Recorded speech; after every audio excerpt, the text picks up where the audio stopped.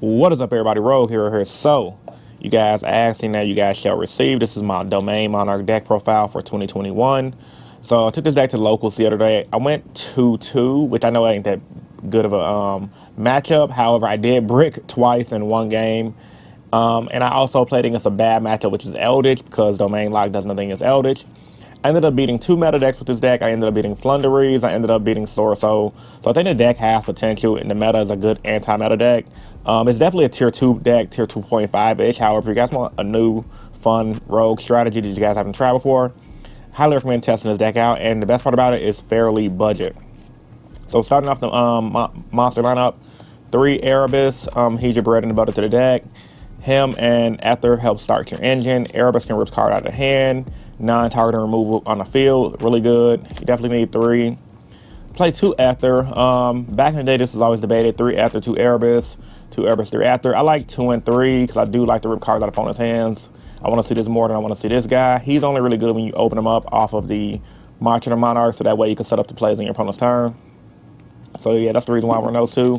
They're both needed to start your deck's engines, because once you start filling the graveyard up with your Monarchs, bows, and traps, you usually start winning. 2 Majesty's Fiend, best card in the deck, MVP. It could be searched out in the deck. It's usable with all the Monarch cards, and essentially it just shuts off monster effects. It's actually better than Destiny Hero Plasma, because Plasma only negates on the field. If you drop this card, your opponent can't hand trap you, and that's pretty much GG no re. The only bad part is you can't use monster effects either. However, if you're just beating over the opponent and negating them, and you're just summoning Monarchs without using the effects, you're just doing old school simplified game state monster beatdown, which is really good. 2 Karazas. Karaz is good because on your opponent's turn, when you do your Ether play by tributing your Erebus or another monster on your board, you can go Karaz, pop a card your opponent has. Now, the popping card and your opponent's draw in 2021 is not that great, because I popped the Sword Soul monster. He drew. He almost came back and won because of that draw. However, just be on the lookout. He could definitely stop combos and break people mid-combo, so which is why I run that as well. I did try out the 3 Cypher and Gamma driver package. These were not out when Monarchs first came out. However, the theory was if I play like a Pantheism or a Monarch spell, they have the Ash Blossom I can negate, which I ended up pulling off my tournament vlog. If you guys haven't seen my vlog, you guys click up here. And it's a really good, like I said, really good combo. However, it sucks if you go on second and your opponent goes first. Yeah, you get to negate the effect, but you don't get the monsters on the board to tribute, unless your opponent does something stupid like get rid of these cards and then pass. But like, I like them. I don't know how I feel about them. I think probably gonna take them out for something different. However, I was just testing them out, and I actually liked it a little bit. I'm like 50-50 on it right now. 1 Mithra, the Thunder Vassal. He gives you additional normal summons. I didn't get to use it, so I can't really have an opinion on it right now. However, I just threw them in here because this is what we used to run back in the day, which is standard. 3 Idols, 3 Idea. Some people like to go 3 Idea, 2 Idols. I like 3 and 3. You definitely, these are the best. I mean, these are only normal summons in the deck, and you definitely need to open up one of these. Like if you open up an Idea into Idols, you pretty much got full combo. Idea, Idols, any Monarch is full combo. The only bad part about this deck, it can brick really easy.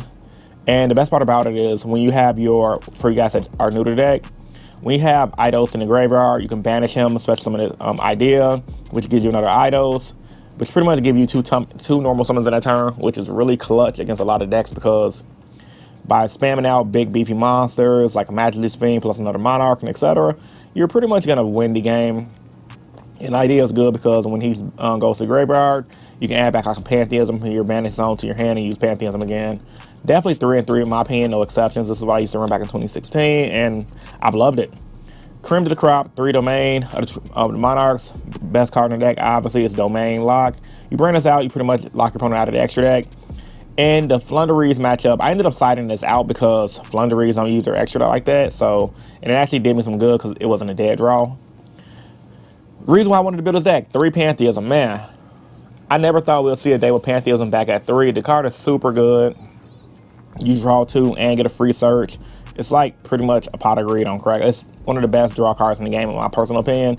And the best thing about it is archetype specific, because can you imagine if this card was generic? Like, it'd be so stupid. 3 Tenacity. I think that's pretty standard in Monarchs as well.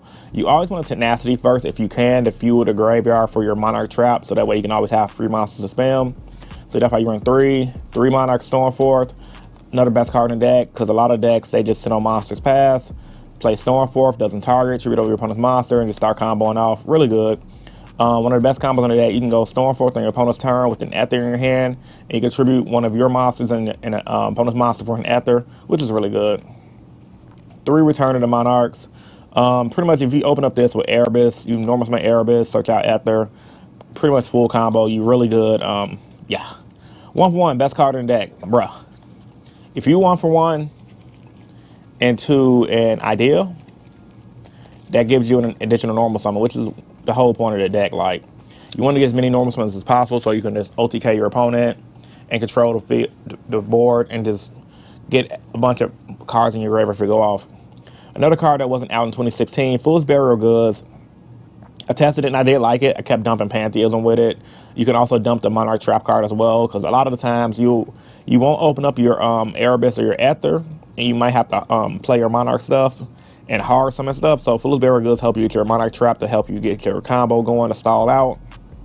And it also give you a free search of Pantheism. I liked it. I definitely keep it in. 1 Rotor for the idea, and 2 Prime Monarchs, literally one of the best cards in the deck. Stops the opponent from OTKing you, and it gives you free tribute fodder. Like I said, there's no extra there because this is Domain Monarchs. And honestly, like I said, I really had fun playing this deck. Highly recommend you guys test it out. My side deck kind of needs work. I ran 2 Gamma Seals, never decided it in. Didn't really see the need to, because I main deck in Stormforce, so these will definitely come out. 3 DD Crows, I wanted to try these for the format. I did side these in, didn't see them. However, you guys know the format. Everyone's running the Fusion Destiny package. You can get rid of their Celestials out of Graveyard. You can get rid of their Phoenix Enforcers. Really good, no exceptions. 3 Twin Twister, staple in Monarch side decks.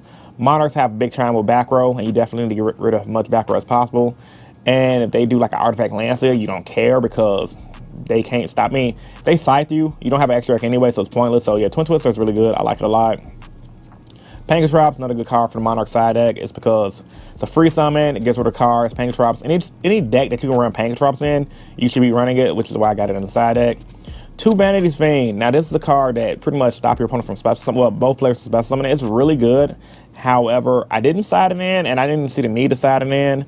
So I'm probably going to be taking it out. I did know a lot of Monarch players back in the day used to love this card. However, in my personal opinion, the meta does not call for it. A lot of decks can play around it.